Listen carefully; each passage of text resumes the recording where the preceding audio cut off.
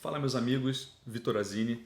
O papo que eu quero conversar com vocês aqui é sobre como estudar. Se você aprendeu ou se você não aprendeu a estudar, eu quero dar algumas dicas aqui bem práticas para que você entenda quais são as principais estratégias que eu já usei quando eu comecei a estudar. E eu estudei muito errado para o vestibular.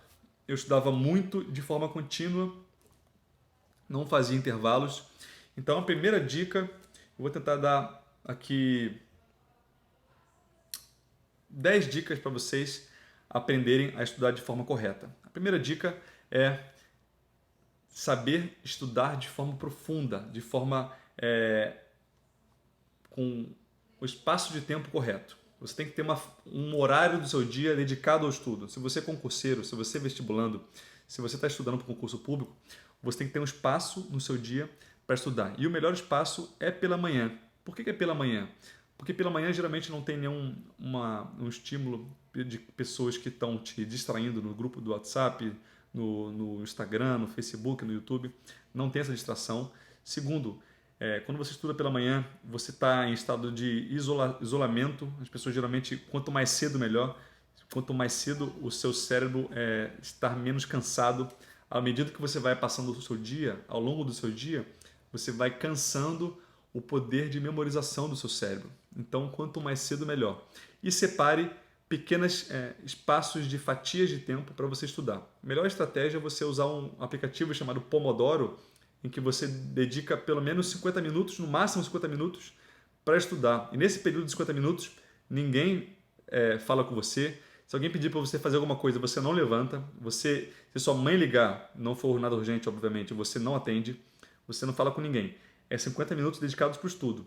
E depois de 50 minutos, você descansa por uns 5 minutos e faz a mesma coisa.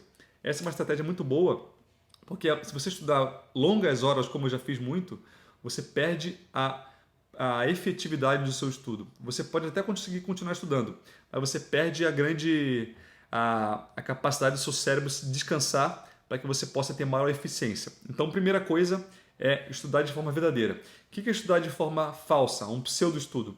É não ter horário para estudar quando der, ou estudar depois do trabalho, que você está com a cabeça cansada, estudar depois de malhar, depois de exercício físico ou de madrugada, e ficar com o celular do lado, ficar checando a mensagem do WhatsApp ou Instagram.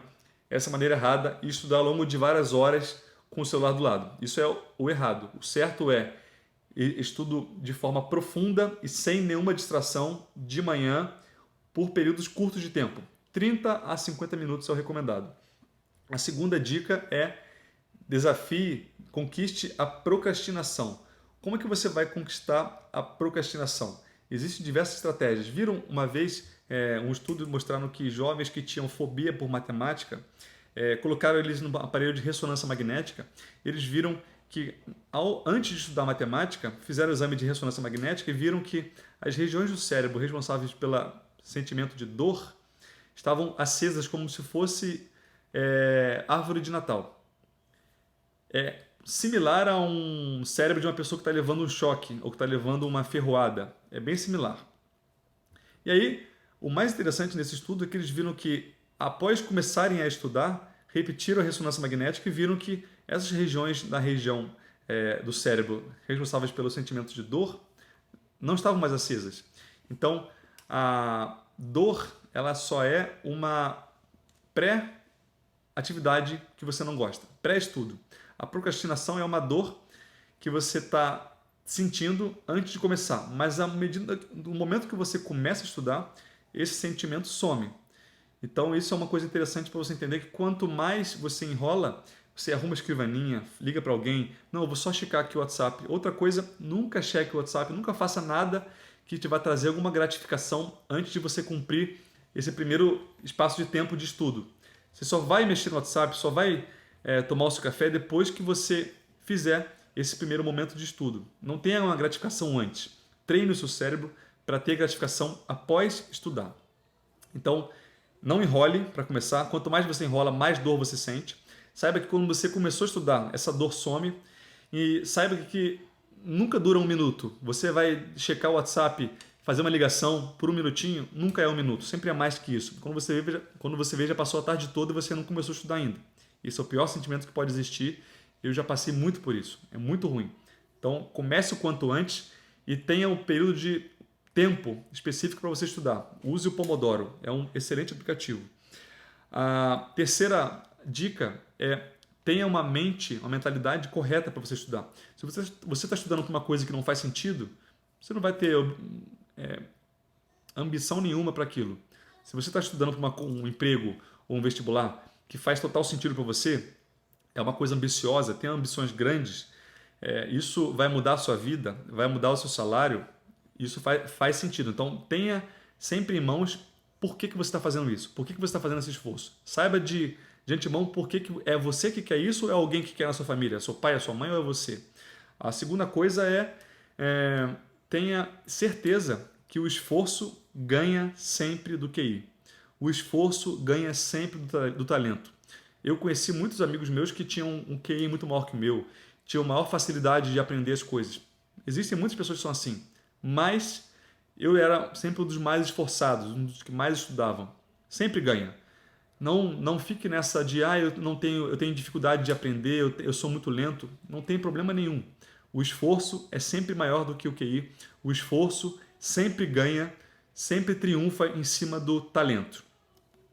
E a terceira dica da mentalidade correta é em relação ao desafio. As pessoas costumam evitar o desconforto, evitar o desafio. Na verdade, você tem que se debruçar em cima do desafio. É no atrito que você cresce, é na dificuldade que você cresce. Quando você se muda para uma cidade que ninguém te conhece, é nessa dificuldade que você vai ter uma maior capacidade de se comunicar para as pessoas. Isso é importante. O desafio de estudar uma coisa difícil é muito bom. Quando eu estudava para medicina, eu sabia que era muito concorrido. A faculdade que eu queria, que era a UERJ, tinha metade das vagas dedicadas à cota, ou seja, sobravam 54 vagas de medicina na estadual no Rio de Janeiro, que era onde eu queria passar. Mais nada. Então a desproporção candidato-vaga era gigantesca. Então, saiba que isso é muito difícil? Que bom que é difícil. E quando eu vi o edital e eu vi que a prova eram 4 horas para fazer redação, mas responder mais de 100 questões, eu fiquei feliz da vida, porque era difícil. Quanto mais difícil, melhor, porque você tem que estar preparado. E quanto mais difícil, mais desafiador, mais você tem que se programar. Então, tenha uma mentalidade correta, saiba que o esforço sempre ganha, saiba que a procrastinação é um grande inimigo, entenda por que você está fazendo isso, tem que ser o seu objetivo e entenda o problema número 1 do estudo que eu cometi muito, que é a ilusão da fluência. O que é a ilusão da fluência? Se você está estudando um conteúdo e imagina que você esteja estudando para uma prova que são várias matérias. Aí o que geralmente as pessoas fazem e erram quando fazem isso? Ela pega uma matéria e estuda aquela matéria a semana inteira. E ao final da semana fazem questões daquela matéria. É óbvio que ao final de semana, quando você vai fazer questões dessa matéria, você está muito bem com ela. Você vai citar tudo. E aí na semana seguinte você estuda outra matéria e você faz questões daquela matéria. Você vai estar muito bem. Só que existe um estudo que mostrou que quando você faz isso, você tem uma ilusão da fluência. No dia da prova, você não vai ser dividido por matériazinhas bonitinhas e muito menos você vai ter a chance de estudar um pouquinho e revisar aquela matéria. Vai ser um monte de questão de todas as matérias e você não vai ter tempo de revisar. Então a melhor forma para você estudar e aprender é na desfluência. Existe até um termo que é disfluency. Você tem que evitar a fluência do estudo. Quando você está estudando e está sabendo as coisas e vai passando, estou sabendo, vai legal, e vai tendo uma fluência boa, não precisa voltar para estudar, isso é um estudo ruim. O estudo bom é aquele que você faz a questão, putz, eu esqueci, tem que voltar ali, volta, lê, não lembrei, aí faz. Próxima questão, você não sabe qual é o tema, esqueci, volta lá. É uma desfluência. Tem que ser um estudo truncado. Quanto mais truncado, mais você tenta relembrar as coisas, melhor. A última dica é tentar ensinar alguém. Quando você ensina alguém, você está trabalhando a sua capacidade de simplificar um conteúdo que é teoricamente difícil. Então, quando você fala para si mesmo, ou para uma criança, ou para um parente, olha, eu aprendi esses 5 pontos aqui do câncer de próstata. Tem que ter esse critério, você tem que lembrar, não, esqueci. Aí fala para alguém, a pessoa te pergunta. Ensinar é o último estágio de quem quer aprender. Então, o professor é o principal personagem daquelas pessoas que querem aprender. Ele é um aluno. Ele não é aluno apenas porque o professor ele tem o feedback dos alunos, mas ele, pelo fato de ele estar verbalizando aquilo que ele aprendeu, ele sedimenta com muito mais consistência aquele conteúdo. Espero que vocês tenham gostado. Não se esqueça de conferir se você está inscrito no nosso canal. Curta esse vídeo. Deixe os comentários para sugestões de próximos vídeos. O podcast, que é o vídeo que eu fiz anteriormente, está bem longo, está bem conciso. Eu recomendo fortemente que você assista esse podcast. O vídeo aqui ele é muito mais conciso, tá bom? Mas ouça o podcast no seu carro, tá bem bom. Se você não conhece o nosso podcast, eu vou deixar aqui na descrição, Vitor Azinicast. É um conteúdo para você ouvir quando você está dirigindo, quando você está no metrô, no trem, no ônibus. Ele é bem legal. Abraço, senhores. Tchau.